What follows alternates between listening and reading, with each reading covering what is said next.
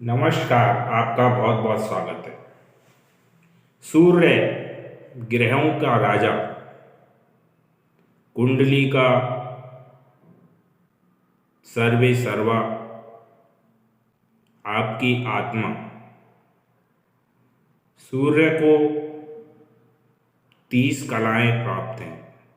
सभी ग्रहों में सबसे ज़्यादा कला वाला ग्रह कहा जाता है। चंद्रमा को 16 कला मिलती हैं, लेकिन सूर्य को कहा जाता है कि सूर्य के अंदर 30 कलाएं होती हैं। यानी कि इतनी कलाओं का मालिक अगर आपकी कुंडली में अच्छा हुआ तो आप एक राजा के समान जीवन जिएंगे। तो आइए जानते हैं कि आपकी कुंडली में सूर्य कैसा है। सूर्य की राशि सिंह राशि होती है। यानी कि अगर सूर्य सिंह राशि में है तो स्वराशि का कहलाएगा, और सूर्य अगर मेष राशि में है यानी कि 1 नंबर राशि में है तो वो उसकी उच्च की राशि है। तो अगर मेष राशि में है तो वो उच्च का सूर्य कहलाएगा। तो अगर आपकी कुंडली में सूर्य स्वराशि का है, उच्च राशि का है या योगकारी है, कुंडली का योगकारी ग्रह है, तो वैसे ही आपको सूर्य अच्छा फल देने वाला है। अब भाव के हिसाब से आपको क्या क्या फल मिलेंगे। आपका सूर्य जितना मजबूत होगा, जितना अच्छा होगा, उस भाव से संबंधित आपको उतने ही अच्छे परिणाम मिलेंगे। और आपका सूर्य अगर कमज़ोर हुआ तो आपको उस भाव के कम परिणाम प्राप्त होंगे। तो आइए जानते हैं, अगर लगन में ही सूर्य स्थित हो, आपकी कुंडली के प्रथम भाव में सूर्य स्थित हो, तो सूर्य क्या क्या आपको दे। लगन यानी कि आपका शरीर, अगर सूर्य वहाँ बैठे हैं तो सूर्य अपनी क्वालिटी आपके अंदर डालेगा या आपके शरीर में डालेगा। सूर्य आपको स्वाभिमानी बना देगा, स्वावलंबी होंगे आप, यानी कि आपको किसी के सपोर्ट की ज़्यादा आवश्यकता नहीं होगी। आप स्वयं ही सक्षम हैं कोई भी कार्य करने के लिए। हाँ, क्योंकि लगन में सूर्य है तो थोड़ा सा आपको क्रोधी बना सकता है। अगर निगेटिव प्रभाव में है, शत्रु राशि में है या योगकारी नहीं है, तो आप बहुत ज़्यादा क्रोधी या घमंडी भी हो सकते हैं। इसके अलावा सूर्य आपके बालों को कम कर सकता है। अगर सूर्य लगन में होता है तो लोगों के बाल जो है ज़्यादातर कम पाए जाते हैं। सूर्य आपको थोड़ा सा पतला बना सकता है, मोटे नहीं होते। अगर लगन में सूर्य होता है तो मोटापा आपको नहीं होने देता, मोटा नहीं होने देता। तो कुल मिला के पहले भाव में सूर्य आपको स्वाभिमानी, स्वावलंबी, क्रोधी और राजाओं वाले गुण आपके अंदर अवश्य होंगे। आपकी जो इच्छाएं होंगी, आपका जो व्यवहार होगा एक राजसी होगा, यानी कि आपकी सोच काफ़ी उच्च होगी, उच्च कोटि की होगी। आप धार्मिक भी हो सकते हैं क्योंकि ये धर्म त्रिकोण भी है। अब दूसरे भाव में बात कर लेते हैं। सूर्य अगर दूसरे भाव में हुआ और अच्छी कंडीशन में हुआ, अच्छी कंडीशन वही स्वराशि का, उच्च राशि का, योगकारी मित्र की राशि में या मित्र ग्रहों से दृष्ट पापकत्री ना हो, यानी कि शुभ कत्री हो, शुभ ग्रह उसके आगे पीछे हो, तो वो अच्छी स्थिति में कहलाएगा। तो ऐसे में आपके पास धन काफ़ी होगा, आपकी वाणी में ओज होगा। आप जो बोलेंगे, एक जैसे एक वक्ता ओजस्वी वक्ता होता है, तो ऐसा आपको बना देगा। यानी कि आप ओजस्वी वक्ता होंगे, आपकी वाणी काफ़ी अच्छी होगी, आप प्रभाव छोड़ेंगे अपनी बातों का। कुटुंब में भी आपका मान सम्मान काफ़ी होगा। देखिए, अगर ये निगेटिव हुआ तो इसका उल्टा होगा, यानी कि शुभ कत्री नहीं है, पाप कत्री में है, शत्रु राशि में है, नीच का है या निगेटिव वाली इसकी क्वालिटी है, योगकारी नहीं है, तब ये आपको धन में कमी कर देगा, कुटुंब में झगड़ा वगड़ा पैदा कर सकता है। आप बोलेंगे अच्छा लेकिन कटु बोलेंगे, यानी कि एकदम स्ट्रेट फॉरवर्ड बोलेंगे, यानी कि आप सोचेंगे नहीं, डिप्लोमेट नहीं होंगे, तो वो उल्टा रिजल्ट देना शुरू कर देगा। आपकी बातें लोगों को कटु लगेंगी। यानी कि दोनों टाइप के इफेक्ट, जैसा कि सूर्य आपकी कुंडली में पावरफुल है तो अच्छे, और नहीं है तो निगेटिव। अब सूर्य अगर तीसरे भाव में स्थित है और अच्छी स्थिति में है तो आपको पराक्रम भी बनाएगा। हर कार्य में आप पराक्रम का प्रदर्शन करेंगे, आपको किसी की आवश्यकता नहीं पड़ेगी, आप अब स्वयं ही हर कार्य इजीली कर सकते हैं। छोटे भाई बहनों का ख्याल रखेंगे, कर्तव्य आप निभाएंगे अपना। कम्युनिकेशन स्किल आपकी बढ़ा देगा। यात्राएं भी आप कर सकते हैं, अच्छी अच्छी यात्राएं, धार्मिक यात्राओं पे जा सकते हैं। और अगर निगेटिव हुआ तो पराक्रम में थोड़ी कमी कर देगा, छोटे भाई बहनों से थोड़ा झगड़ा हो सकता है। लेकिन हाँ, इस भाव में बैठ के सूर्य चाहे अच्छे हों कमज़ोर भी हों तो अच्छा ही परिणाम देते हैं तीसरे भाव में, और सरकारी नौकरी भी ज़्यादातर ये इस भाव में बैठ के दिला देते हैं। तो कुल मिला के अगर कमज़ोर भी हुए तो तीसरे भाव में सूर्य अच्छे ही परिणाम आपको देंगे। सरकार से आपको फ़ायदा हो सकता है, सरकारी नौकरी आपको दिला सकते हैं। अब बात कर लेते हैं चौथे भाव में। अगर चौथे भाव में सूर्य हैं और योगकारी हैं, यानी कि अच्छी स्थिति में है, जो पहले भी मैं डिस्कस कर चुका हूँ, ठीक है ना, तो आपके पास प्रॉपर्टी वाहन काफ़ी होगा। लेकिन यहाँ पे सूर्य जो है आपको थोड़ा कठोर हृदय का बना देता, यानी कि आप जो है कठोर हृदय से, सॉफ्ट हृदय होता है ना कि लोग दूसरे की बात में मान लेते हैं, लेकिन ऐसे में अगर यहाँ बैठा है तो सूर्य दूसरे की बात नहीं मानता, काफ़ी कठोर हृदय होता है, जो उसे सही लगता है वही करता है।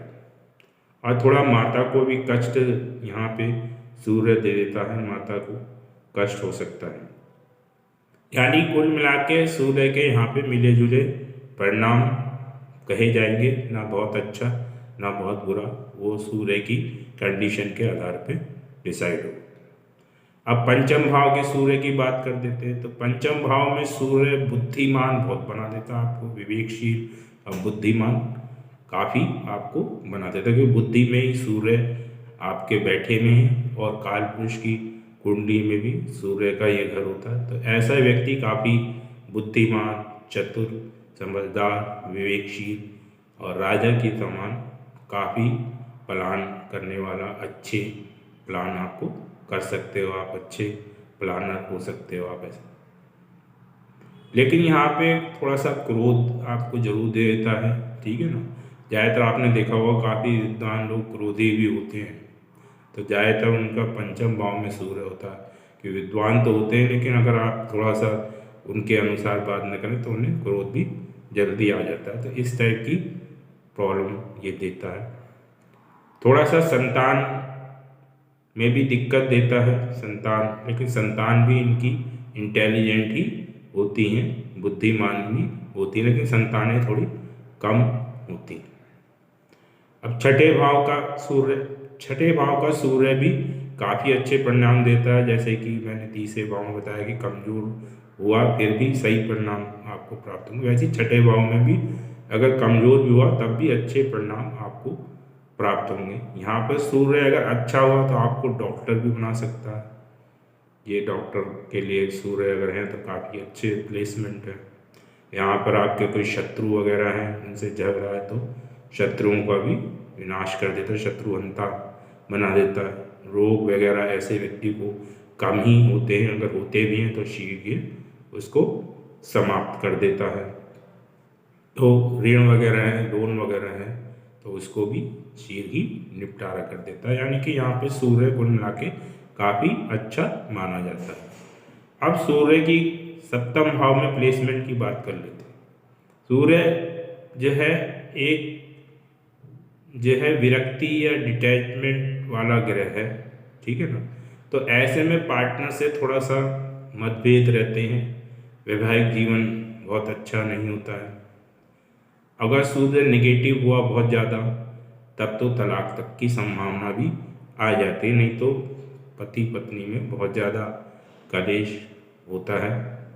अगर सूर्य अच्छा हुआ तब तो कम होगा, लेकिन फिर भी यहाँ पर थोड़ा सा निगेटिव परिणाम ही आपको पार्टनर में, चाहे वैवाहिक पार्टनर हो या कैसा भी पार्टनर हो, उसमें ये थोड़ा सा दिक्कत दे देता है। लेकिन अदर्स पीपल्स में आपका मान सम्मान काफ़ी होगा, आप काफ़ी सम्मानित व्यक्ति होंगे अगर यहाँ पर सूर्य होगा तो। बाहर घर में चाहे आपका कैसा भी चल रहा हो, लड़ाई झगड़ा पत्नी से, लेकिन बाहर आप काफ़ी सम्मानित होंगे, आपकी बातें सुनी जाती जाएंगी या जाती होंगी।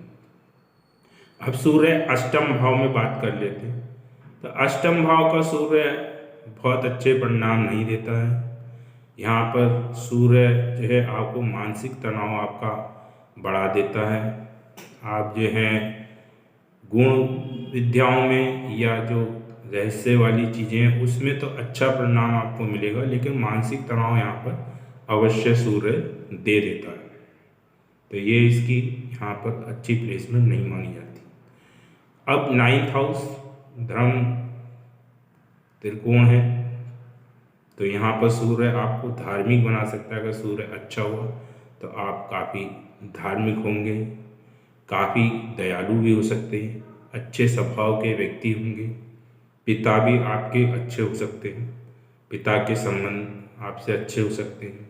लेकिन अगर निगेटिव हुआ तो ये पिता से थोड़े से संबंध आपके खराब कर सकता है, या भाई बहनों से भी संबंध थोड़े आपके खराब हो सकते हैं, क्योंकि इसकी दृष्टि तीसरे भाव पे ही पड़ेगी। तो यहाँ पे सूर्य की अगर आपके कमज़ोर है तो थोड़ा सा दिक्कत है, नहीं तो सूर्य अगर मजबूत है, योगकारी है, तो अच्छे परिणाम आपको यहाँ पर मिलते हैं। अब 10th हाउस में बात कर लेते हैं। तो 10th हाउस में सूर्य सबसे बढ़िया माना जाता है, यहाँ पे दिग्बली हो जाता है। तो सूर्य 10th हाउस का सूर्य एक तरीके से इसको कुल दीपक योग भी कहा जाता है, यानी कि अगर आप अपने कुल में काफ़ी नाम कमाते हैं, आपका कुल में काफ़ी नाम होता है, कार्य क्षेत्र में भी आप सूर्य की तरह चमकते हैं, यानी कि आप कार्य क्षेत्र में भी अच्छा परिणाम देते हैं।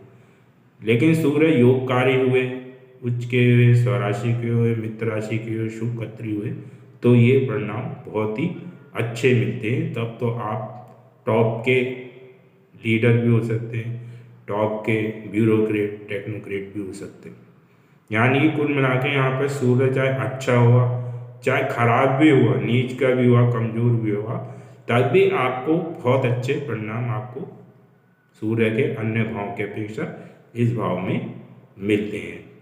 तो यहाँ पर सूर्य बहुत अच्छे परिणाम देता है। 11th हाउस में भी सूर्य अच्छे ही परिणाम देता है, क्योंकि ये दिग्बल के पास होता है। 9th हाउस और 11th हाउस और 10th हाउस में सूर्य अच्छे परिणाम देता है, क्योंकि 10th हाउस में तो दिग्बल ही होता है और 9th और 11th दिग्बल के पास है। तो यहाँ पर 11th हाउस में भी आपको अच्छे परिणाम देगा, आपको धनवान बनाएगा, मित्रों से आपके संबंध अच्छे होंगे अगर सही पोजीशन में है, मतलब कि वही कंडीशन शुभ है आपकी कुंडली का, तो मित्रों से अच्छे सोशल सर्किल अच्छा देगा।